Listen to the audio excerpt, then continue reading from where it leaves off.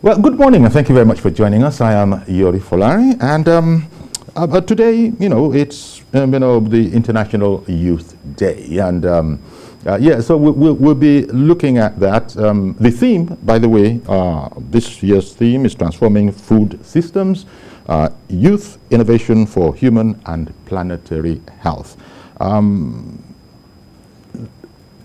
I thought this was a very, very interesting thing, and I thought it provided an opportunity to find out how engaged our youths are. There's so many aspects to youth. Not too young to run is one aspect, but where it really, I suppose it matters there, but equally as important is how the youths engage with society. Africa is said to have the greatest population of youths of all the continents, and I guess a lot of people would sort of imagine that. So how do you define a youth? I think some say 18 to 35, but let me introduce some youths to you, professionals all, and let me start with Dr. Bodurin Oshikomaya. She's of the Lagos State Blood Transfusion Services. Good morning, doctor. Good morning, sir. Thank you very much for coming on. Thank you very much. Indeed. And Mr. Damilola Balogun, well, he's a lawyer, he's a youth advocate, and he's CEO of Youth Sustainability Development Network. And, Damilola has appeared on our program quite a number of times, and so you're welcome once again. Thank you very much for having me. Indeed, our pleasure. Let me pick it up from here. The extent to which you think youths are actually engaged in the movement, so to speak. Politics is important, but forget politics for now because we have a certain attitude to politics in Nigeria. We're not excluding it. We will talk about it. But on the global concerns like climate change, for instance, you can just think of all of those issues, waste disposal, and all those kind of issues. Are you saying that our youths are fully conscious of the impactful or the potentially impactful aspect of their sheer numbers? And do you think this has been harnessed? All right, thank you very much for the question, sir. So for me, I think it's still a work in progress. And that's why we need more voices, we need more people on ground to keep advocating and keep bringing up impactful solutions that would address a lot of these problems. So in this part of this world, these things are relatively new. Mm-hmm. And so it is important because the cornerstone to achieving anything is to educate people about it. And that's why my organization, YSDC, stands to educate and also implement some great solutions that would be a very impactful way of achieving all of these goals by the United Nations, because these are actually problems disturbing not just Nigeria, but the world at large.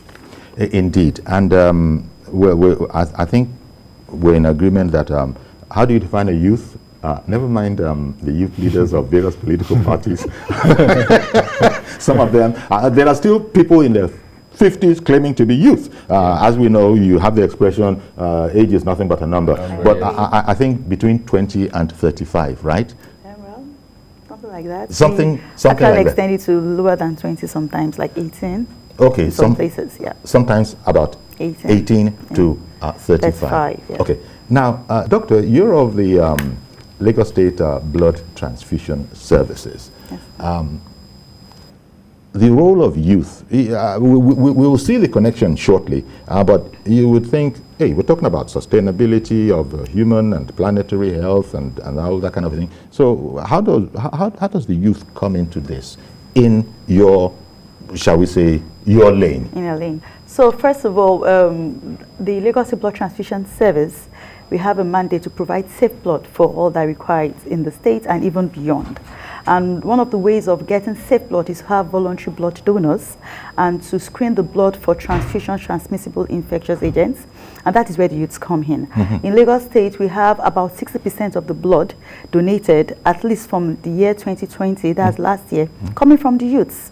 So 60%? Yes, and specifically I'm talking about the voluntarily donated blood. So how do you measure blood? By which I mean, I'm talking about the quantity now. Do you measure it in pints or, is it in gallons? Do you have a target that you are looking at over a given period? So in the human body, blood is measured both in liters or in pints or in gallons. It just depends on what you want to use. But we do have a target of the blood that we need in the States. If we go on with the World Health Organization targets, that says that we need 1 to 2% of the blood donated from a population to meet up with the needs of that population. 1 to 2%? Yes, that is what we need generally in any state. So if in Lagos State we still stick to the 20 million number, so that means we need at least 200,000 units of blood to meet up with the needs of Lagos State. And how has Lagos State been doing, as you say, if you'd like, you can go before 2020, but how has it been doing in meeting the target of that 1 to 2%? Well, we've not been meeting the targets, I must confess. Blood donation is not a culture generally in this environment, not just in Lagos, in the African setting. We do not voluntarily give blood. We have to be forced to give blood to people that need it. And that is why in the Lagos State Blood Transfusion Service, we celebrate the youths. We do not force most of our youths to donate. They know the essence of donation. They realize that blood donation is a form of preventive medicine. And if you look at the theme for this year, it talks about transforming food systems for human and planetary health. So the youths understand that blood donation is a form of preventive health that will make their health actually be very, very good. So they come in to donate voluntarily. Okay, I like where you ended there. They come in to donate voluntarily, but you said we sometimes need to force use. I wonder if you meant encourage them, because I don't think you can force anybody to donate blood. Well, in a way, sometimes we do. Some people do force others to donate blood. For example, if there is a need for blood and there is no blood available, then even if you don't feel like doing it, you are forced to. So we encourage you to donate the blood voluntarily. It is in the blood bank. So when the need arises, nobody needs to be forced to do blood. When you talk about forcing, I remember back in the day when we were still in the game. Let's say in Luth, for instance, and your wife was in there and was going to deliver a baby. The husbands knew that they had this duty, so come and donate blood. Is that a form of quote-unquote forcing? Yes, a form of coercion. But it doesn't legally now. You don't want to use encouragement. Well, we encourage to donate when we have the voluntary donors. Coercion, forcing, but this is what it is. This is the fact. Yes. Is that what you're saying? No, before now, because early in 2019, 2020, there was a court injunction that says you do not force any relative to donate blood before registering. Okay. So because that force, that coercion is gone, now we encourage the husbands to encourage. Hope you understand. So if when you are coerced to give, it's a force. Okay. So that's why here we encourage, we tell you, okay, donate the blood voluntarily. If you do not have a reason to give, then we encourage you, just go and give. Encouraging, I remember again going back in the day, if you donated blood, there were some sort of programs, you leave the place with a bottle of Guinness. Either you take the bottle of Guinness there, I'm sorry to mention a brand name, there were some interesting perks that, but what? Excuse me, any voluntary donor should be celebrated. There you if go. you give your blood voluntarily, I should celebrate you. I should give you anything we want. We encourage people. We encourage beverage companies. We encourage snack companies. We encourage people that make gifts in their companies to come and give us some of their products so we can encourage those. Yes, and they should participate. We need to encourage you and say thank you for giving blood voluntarily. Indeed. So it's a good thing. Now, where there's a nexus with this is that it's all about health, planetary health, and we've said that the youths make up the bulk of our continent, and I suppose all of the innovation is really coming from the youth. Actually, when you look at it, all of the advancements. I imagine when you look at the world around you, you find that the youths are key in that, especially because of the new kind of knowledge that is that we're confronted with nowadays. People talk about people being digitally compliant or not. Perhaps more of the elders find that something of a bit of a challenge, but because the youth were born into it, they can also do a quick pickup. So the health of that particular segment is tremendously important. That's where, look, if you don't have a healthy youth, then it's not going to be very useful to you. Yeah, that's true. And so that's probably where there's this next about. You got to keep our youth going, things like, but when we come to other aspects that are in your lane, things like the initiatives of youths, what is it? Is it tree planting? Is it doing everything you can to sustain the planet? Is it showing a social responsibility? I've heard of so many programs where youth get themselves together, see what they can do about. Look at around the world. There's this biodegradable mess that we are in the middle of now. Plastics have become part of our lives, and so you have some youths that are, focusing. I guess, are there areas you want to share with us that youths are sort of focusing on voluntarily?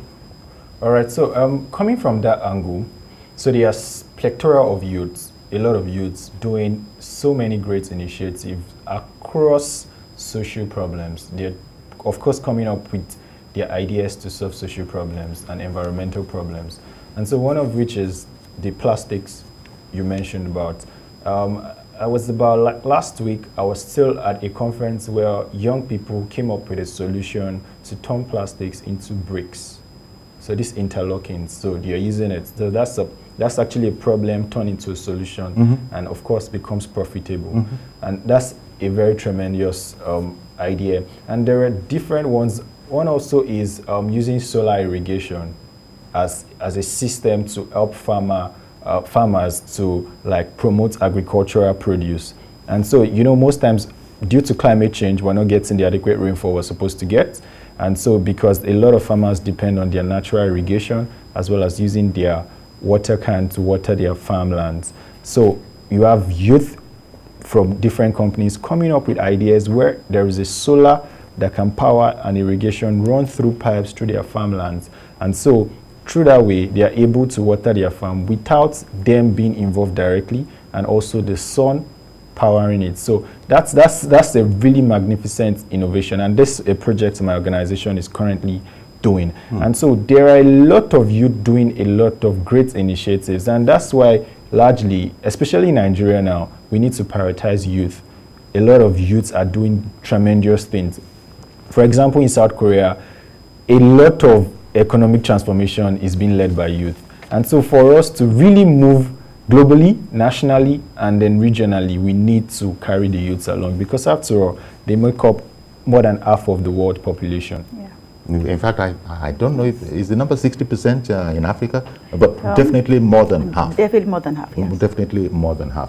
And so you, Doctor, are concerned, there's so many angles, lanes to this, all of them converging in one point, hopefully, which is global development and global health and global sustainability.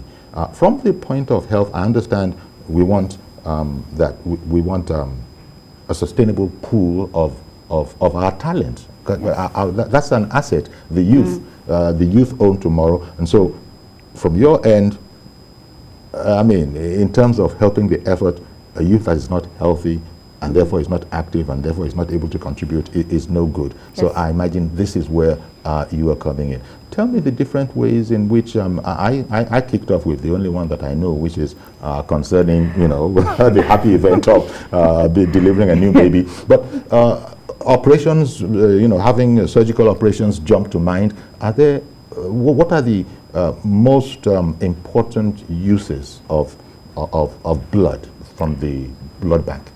Okay, first, let's divide it into different groups.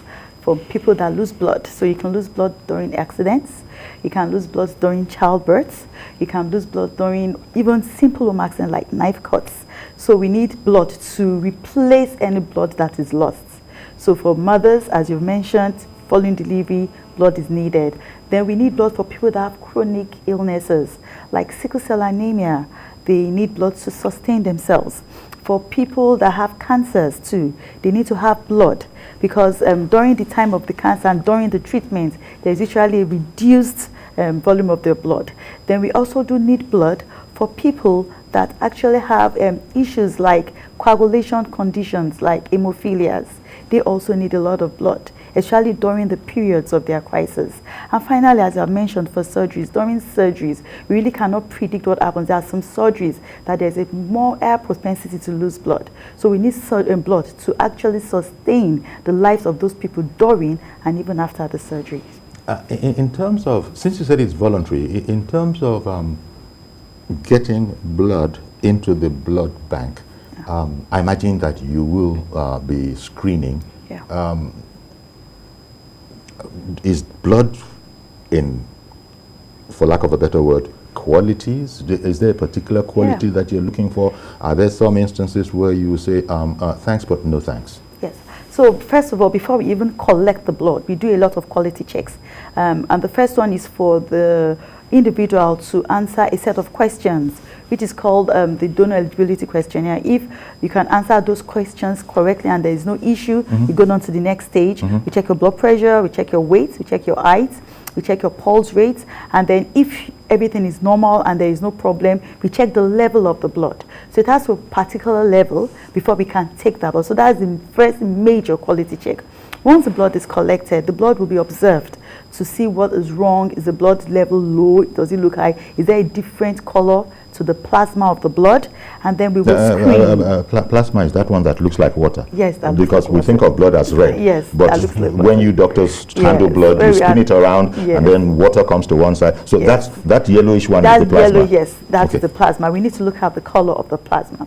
And then we will screen for transfusion transmissible infectious agents. And that is why I really do like it when the youths are involved in blood donation. Because once you screen and you are free, and we tell you that there is no HIV there is no hepatitis there is no syphilis, it encourages the youth to live a very elder life. You will see the youth to tell you that, oh, they don't want multiple sexual partners. If they have to, they're actually protecting themselves. They don't share needles because they know they have to do something to sustain their health system as well as the health of the planet generally. I'm going to come back to you on that question of the knowledge that the youth have about their own health and well-being. But in the meantime, Mazi Okoro for Inarojuku, thank you for calling in and for holding on. Go ahead now, sir. Good morning, sir. Good morning, our doctors in the studio. One is a doctor, the other is a lawyer, but both of them are looking to me like youth. We won't go into matters of age, not with the doctor here. Let me just say happy youth day to all Nigerian youth. Indeed. And today being International Youth Day, at least I was expecting programs for the youth, at least. Youth enlightenment, at least they don't know exactly that today is their day. They are just like Christmas or something like that. Yeah. Yes. Now, my question to my sister in the studio, blood donor, any benefit for donating blood if one is to donate? And secondly, voluntary blood donation, which people do. But when you see people with emergency cases, they pay something like 10K or 15K, that is 10,000 or 15,000 to get this blood, which some people donated free. Why is this so in our hospital? So better private or government, all these things have been happening. Yes. And now, there was an incident that happened. I want to find out what caused it. A young man donated blood.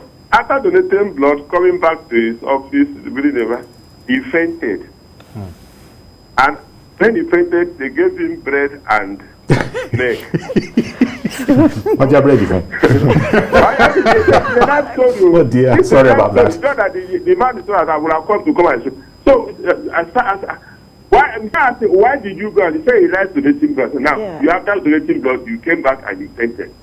So what do we do? But the bread and milk just said that was the cheapest food to give for that very spot. But I don't know. Thank you very much. But blood donation. Okay, Mazi, you were ready to donate blood, but then you had a pause, right? Upon hearing that story. Okay. Okay, doctor, I sort of knew this was going to happen. Yeah. I mean, blood is life, and everybody has blood, and so everybody's going to be interested in this subject. Yes, I do agree. So Mazi actually asked 3 questions. So the first question is the benefit of blood. So I'll just roll through those answers. So the first thing is why? What do I benefit? The first, for every time you come in to donate blood, you have a health check. You don't need to go to the hospital to spend money to see the doctors because you are going to see healthcare personnel. They will talk to you. They will ask you questions you've not even talked about. You will have to answer. We are able to get a lot of health conditions when you come to donate blood. And that's why I talked to you before this program that if you have not been a regular blood donor, you really are unable to donate blood after the age of 60. Because before then, would have known your health condition, your health checks, understood you would have understood yourself. The second thing is that... sorry, that age you mentioned, are you saying that there is an age limit to, there's an age limit to when you can do, whether you can donate blood or whether you will accept blood? And have you pegged it at 60? Yes, the age limit of donating blood is between 18 years old and 65 years old. Okay. However, between the ages of 60 and 65, you should have been a regular blood donor. So this means if you've never donated blood in your life and you are above the age of 60 and you want to give blood, we will not collect it from you. Okay, you will politely decline. We will politely decline You because know. we need you to have known, and we need to also have the knowledge of your health condition. Quickly deal with the matter of fainting before I go back. So when you donate blood, before donating blood, we would have counseled you on some things to do. You know, blood is a fluid. We are taking fluid from you. So before donation, we would have advised eat a healthy meal, take a lot of fluids. Don't take tea, don't take coffee, don't take alcohol. Instead, take just water and non-alcoholic beverages. So you need to take a lot of fluids. Because these things show up in your blood, right? Actually, does alcohol show up in your blood? Yes, there is, but much worse than that. It causes you to be dehydrated. Okay. So by the time you are dehydrated and then you give blood again, there's a tendency that you feel a little bit dizzy and you might lose consciousness. Okay. So that would have, so we would have told you to eat a healthy meal because you also need the glucose. And then you take a lot of fluids. After the donation. Glucose is a kind of sugar, right? Yes. But you people say sugar is not good. No, just food. If you take carbohydrates, then you have glucose. Doesn't mean sugar as in sugar. So once you've donated blood, you must rest for a while. You must relax for about maybe 2 to 5 minutes. If you are fine, then you stand. If you are not fine, we extend it to another 10 minutes. Okay. After that, you must take more fluid and eat another healthy snack. So maybe before the proceeding on your out. journey Yes. out. You know, I remember the COVID vaccine, when you took it, the doctors wanted you to, chill a bit. Yes. Just, sit down a bit. Don't just take off. But many people, they feel strong, they feel good, so they just pick up and go. Not to be advised, because for the reasons you've just explained. Yes, Sorry, Mr. Ibrahim in Kaduna. Good morning, sir. Sorry to have kept you waiting. Good morning, sir, Uncle Yobe, and good morning to your two guests over there. Thank you. I have listened to them very carefully. In fact, I'm so passionate to contribute to this matter because of this is an issue of health. Yes. Am I communicating? Yeah. Please go ahead. Yeah. So since it's on health issue, I really like to contribute passionately because yes, once anything that involves health is involved life, then blood donation by the youth, good and fine. I was in a village then when I donated the blood, and then the village nothing else but we are not really taking what they call some highly nutrition food. We are taking this natural food. We are only taking this natural food. Then after we taking it now, what they gave me was mouth. When I took it the following day, my body was okay. Then since then, I keep on giving anybody that goes out and needs blood. I just to assist generously. So that is good. Now I really want to know, is there any implication? Give me this thing and there is nothing like giving you that much again and you go back to your old food that you normally took, usually. Like this 2 and the rest. Now, if there is and maybe mulch wasn't part of your regime. Another thing I really want to find out again is that you people should go down in orientation. In fact, we need a real orientate those people in the rural area because my concern most is those in rural area because this is where I come from. So finally, please, we should also like to put some measure in place, like in our schools, market, and some social places. Because why? This thing of blood is involved many things because it carry a lot of genetic plants. So this is what we should look into it because you heard traditional. You are doing a lot. We applauded you for your wonderful contribution. But we, the masses, also is involved our lives. We also need you to educate us so that we should know the way forward. Thank you very much. My God, Ibrahim from Kaduna. Bye. Thank you very much, Mr. Ibrahim, for that commentary. And so when I come to you, Damilola, let's say for the moment, for the sake of this conversation, everything is going hunky-dory.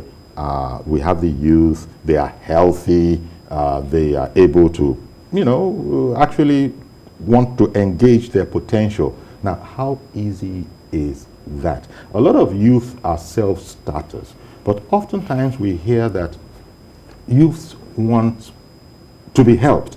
And I don't know that we have a society that goes out of its way or leans over backwards to bring up the youth and help them and assist them.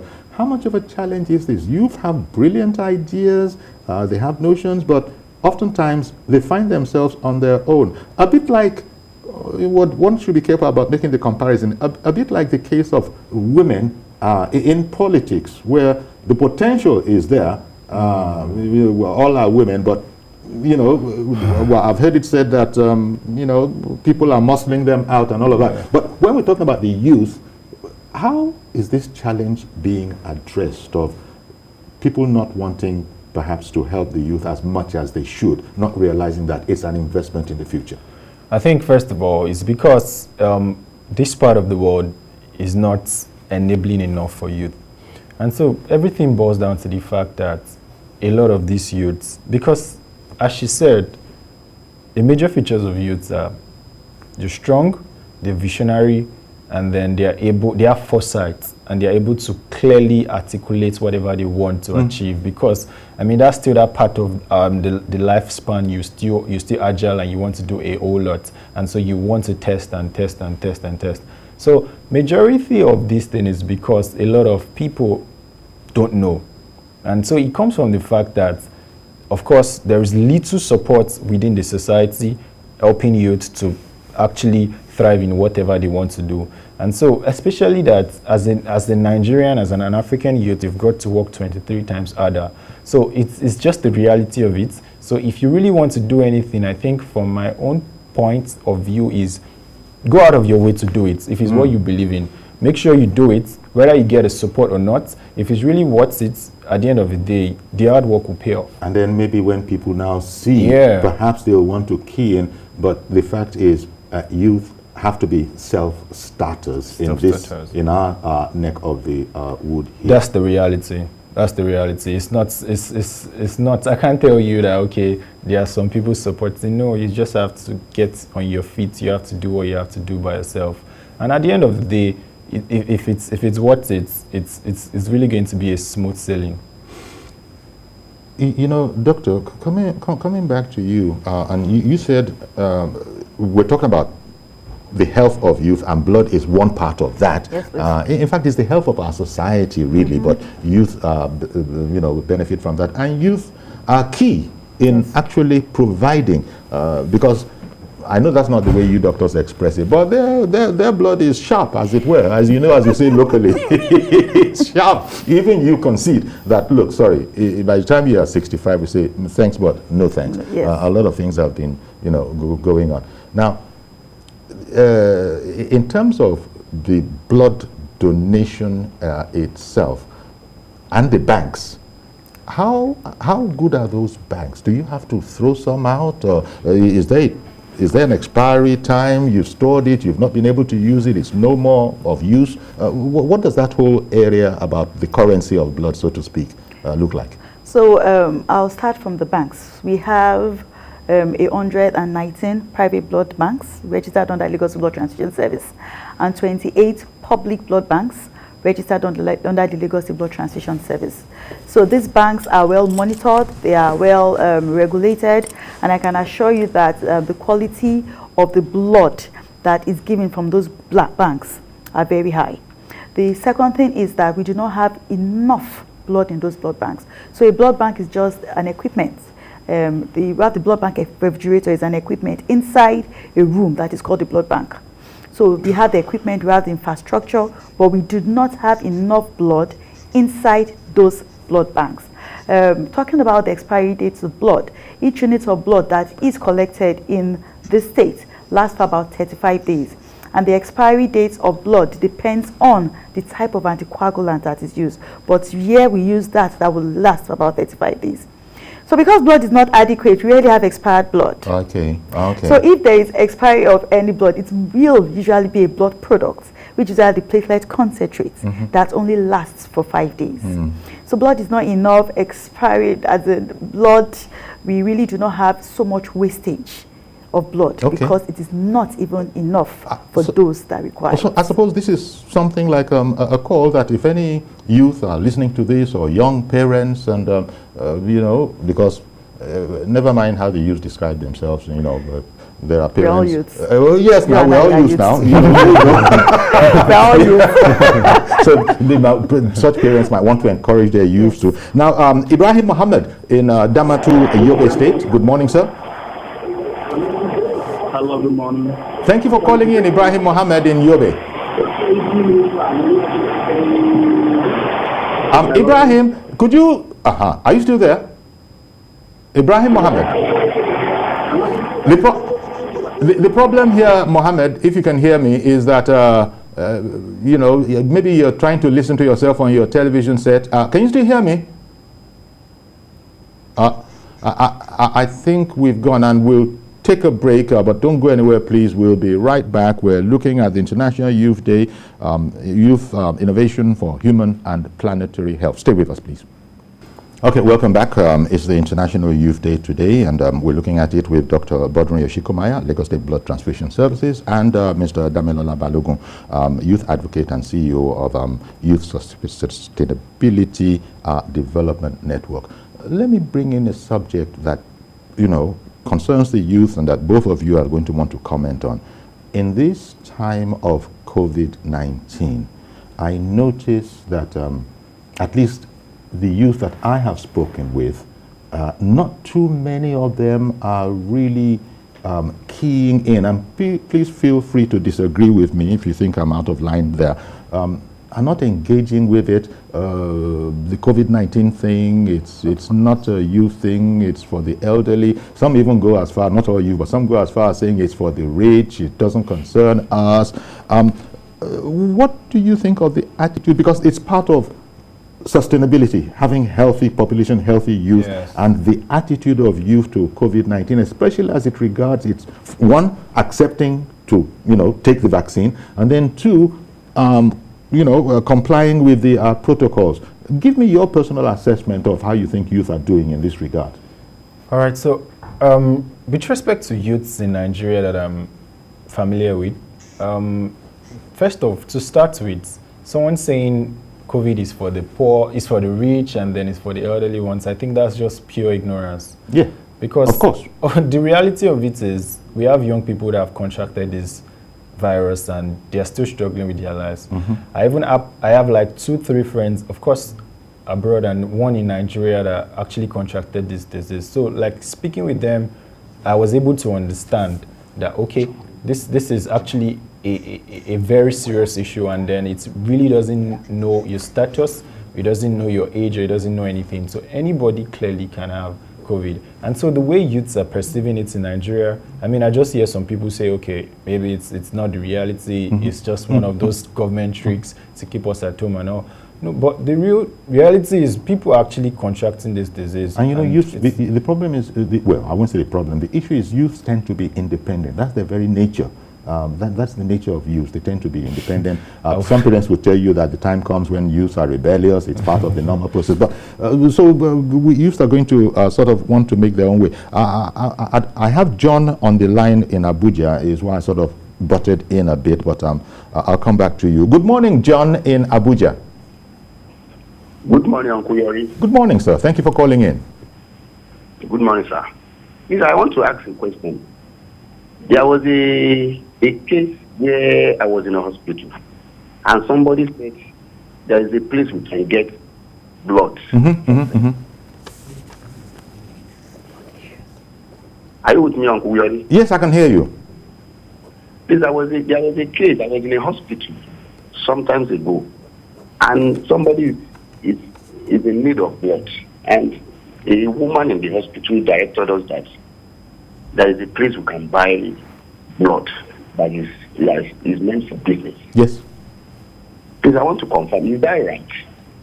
Okay, I like that. Short and sharp. Let me bring it to the doctor. Buying and selling of blood. There are husbands, going back to my old time back in the day, who were scared to, for whatever reason, or just didn't feel bothered. And the hospital staff sort of advised that, well, if you can't do it, you know, you can buy it at a certain place. That's on the one hand. And then linked with this is the whole matter of blood touts. Maybe, doctor, you'd like to take that whole section. Yeah, so first, we have private and public blood banks. I know I mentioned earlier that we really do not have adequate amounts of bloods in the blood banks. And so there are some private blood banks that have taken this up to ensure that there is blood, and they charged for the screening of the blood higher than what is charged in the public hospitals. So the cost of blood is not actually that you are buying or selling blood. It's actually the cost of the processing of the blood. So blood is a raw material. I collect blood from you.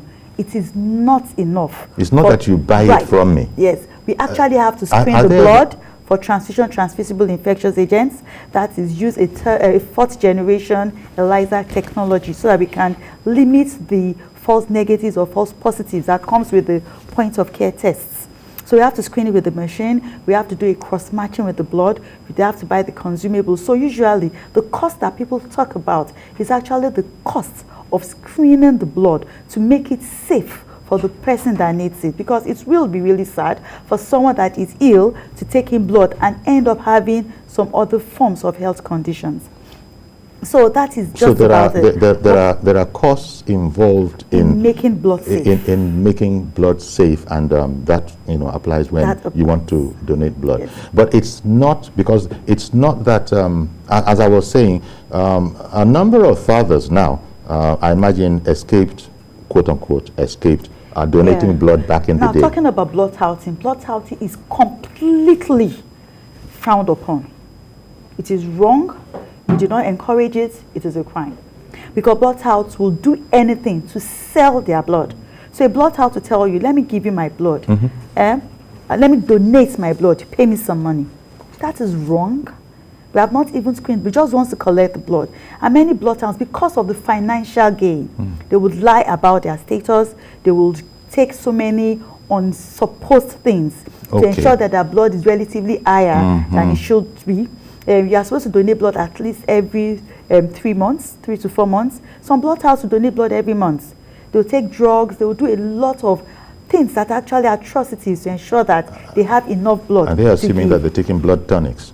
They could take blood tonics. We know that they could take a lot of drugs. When you smoke cigarettes, your blood relatively increases for a while. So they might smoke before then. And then when the test is done, you will have a false result. So they do a lot of things that is not right. So those quote-unquote professionals are actually reading up on what, how to manipulate the system. Yes, to manipulate to donate blood. So we do not. We can see blood touts that are actually taking drugs, they share needles, they have multiple sexual partners, they don't have protected sex. So all those things, a blood tout will lie about it. So you're saying this is completely frowned upon, by way of answering the question. Completely frowned upon. Do not encourage it. Do not go to blood touts. If you need to donate blood, blood is healthy. Donating blood is healthy, so donate the blood. But when you need blood in a process, in a hospital, is there a charge that is linked to that blood that you use? There's a charge of processing the blood to make it safe that is linked to that blood. But it's coming from your bank, so it's already safe in your bank. We processed it before it was in the bank. Okay, so there will be a little exchange. As an aside, doctor, have you chosen to take the COVID-19 vaccine? I have been vaccinated. You have been? I've been doubly vaccinated. The two, I have my 2 doses. AstraZeneca, the Pfizer one. I've had 2 doses. Okay. Damilola, have you chosen to be vaccinated? Yes, I am. Okay, that's encouraging to hear. It's not that there are no youth, accepting the vaccines, but one does hear that a lot of them are feeling that they're okay. I'm strong. I don't have an issue with that. But as we know, even the doctors tell us that the vaccine doesn't mean that you're immune to catching it. It just means that you won't be as ill should you unfortunately catch it. Yeah. So that is the issue there. Again, I interrupted you because I had to go to a call. Remember when we were talking about, you said the youths have to sort of, look, let's face it, it is what it is. They have to be self-starters. Yeah. That's largely your experience. Yeah. But how easy, doesn't that limit the amount of things that youth can do? Because a lot of things have to do with research, which costs money. Of course. Capital, which costs money. So does this limit what youths are able to engage in and with? All right. So for me, I think it boils down to self-purpose, trying to find what you actually want to do on a longer time. And so, as opposed to a lot of youths that think, okay, what can I get now? What can I get now? What can I get into? I think it's more important to try and draw up a map and see what you want to do and have a long-term thinking. But doesn't that need a sort of mentoring? That is to say, for youth to understand, because, hey, you know, everybody has been a youth, and you're not usually as clear-headed and as clear-sighted as you are decades later. Is that a problem? Are there particular agencies that youth can subscribe to that can encourage them in the way we see nowadays, thanks to the internet and YouTube, where you see mentors and what are they called? You know, the people that just sort of encourage other people and show them ideas they didn't think of themselves. I think, yeah, it's fine. Someone can be your role model. You need not to have met the person before. You could read books and, like you said, research. Access to information goes a long way. The quality of your life depends on the decision you make. And the decision you make depends on what you know. So it boils down to still becoming aware of yourself and, of course, learn new things. And, of course, like learn a lot and keep learning. Of course, you can have a mentor if you have to. But, of course, the YouTube is there. The internet is there. Search on something you want to learn on. And then draw out a map on a long-term goal and how you want to achieve all Some this. universities nowadays, as you well know, are even training and graduating students with a mental set of becoming an employer themselves. Yeah. Not like going out there and writing 100 applications. Can I even say something? Yeah. At the rate of which it would amaze you to understand that the rate of youth unemployment in Nigeria it can be added to be 7 country population in the world. The rate of youth unemployment in Nigeria is larger than the whole population of Kenya. Wow. So that means imagine a population in Kenya not doing anything. And then adding the unemployed youths in Nigeria, in some instances, would even give you 7 countries population. That's like 7 countries not doing anything. That's scary. So the rate at which the Nigerian system is, we need people who can actually be job creators and not job seekers anymore. Okay. Sorry for keeping you waiting, Mr. Yusuf in Abuja. Please go ahead now. Sorry for keeping you waiting, Mr. Yusuf in Abuja. Please go ahead now. Okay, good morning. Good morning. Good morning. Go ahead quickly, please. Happy International Youth Day. Okay, yeah. Please, I want to ask a question this morning. Don't listen to yourself. Please just carry on. Oh, okay. I want to. What is the effect of donating blood on the donor? Dear. Oh, dear. You didn't join us early, Yusuf. We've been all over that. Okay. Since you came on late, well, the doctor has maybe just briefly, please, bullet points as to he's thinking about the effect, and I think he means the negative effect. Negative. Well, there are very minimal negative effects to donating blood. So and if you want to donate, there are things you should know and do before coming. So a few things. The pinprick, the pain of the pinprick is a negative effect. So we have to explain to you that you're going to feel a pinprick.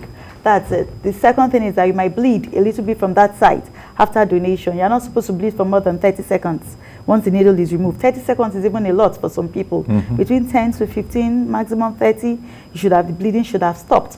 The third thing is that if you do not rest well or take a lot of water, you might feel dizzy. So those are the negative effects that can actually be overcome by the advocacy, the counseling we give before you donate blood, and to ensure that you rest well and take a lot of water. Hydrate you after the donation. So you don't donate blood today and then you're a member of a football team and there's a championship tomorrow and then you're on the field tomorrow. That's what you're saying. Yes, so it doesn't work like that. Yes, it doesn't work like that. There are lots of questions. Some people will come and say that after they donate blood, they're not supposed to do anything for 24 hours. Actually, you can do a lot of things, but no strenuous activity, as you said, for the next maybe at least 12 hours. So just rest it out. You can go to the office, do some office work, documentation, administrative staff can still work, but no strenuous activities. We actually do advise some people not to even drive, especially those that do driving as a form of commercial activity for themselves.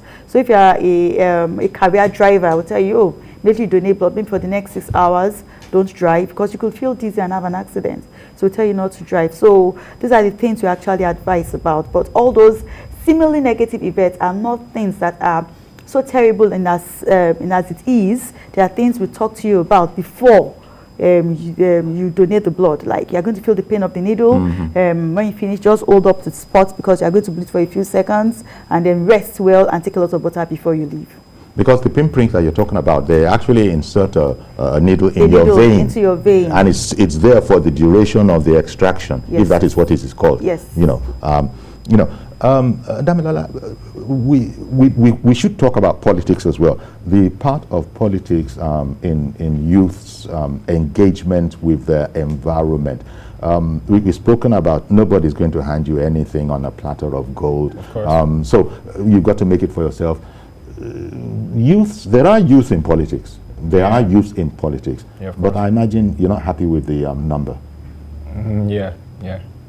Of course. Of course. So I think one major thing really is that, this applies to anybody. Of course, we need more youths in politics, especially now that a lot of youth, of course, wants to leave Nigeria, because I really don't think that's a good way to go. That scary statistic you gave about the unemployed youth being equal to the population of Kenya, and a lot of Nigerians are out of Nigeria, and they're usually not. People don't, at the age of 65, decide that I'm going to, try to immigrate to Canada or America or wherever it is they're going. So a lot of youth in their prime, they're out there. They call diaspora now. A wealth of a very wealthy asset, but they're out there instead of being here trying to fix it, which I know is easier to say than do, given the situation that we have. But a lot of youths are giving up and just emigrating abroad. But then there's also, happily, a number of youth, maybe in equal number, I'm not sure, who either because they can't make it or because they never even wanted that particular route, are staying here and trying to do what they can do. Are you in contact with such people who have the opportunity but are saying, no, this is where we need to be to develop it? Because even those diaspora, we're still trying to cajole, beg, encourage them to come back. Yeah, I'm one of the persons that believe that to make Nigeria work, I'll stay here to actually put in my effort. Okay, indeed. Mr. Kingsley in Ikorodu, good morning. Good morning, sir. Thank you for calling in. Yes, sir. Please, I want to about the youth health stuff now. If you look at youth today, you discover that almost all the youth today, they are having a tattoo on them. So how would they then be able to donate blood? Almost all are you today. They're on tattoo. That's a life choice. Okay, I imagine that's a life choice. You might not approve of tattoos, but let's ask the doctor. Do tattoos have anything to do with? Yes. I was in the hospital. Where I was to deliver. I discovered that all the people that entered the space was. They said they cannot donate because they have that tattoo on their body. Okay, let's talk about it. Thank you for bringing that up. Thank you very much, Mr. Kingsley. Actually, tattoos are a temporary deferral. That means if you have a tattoo, we tell you to wait for a while before you donate blood.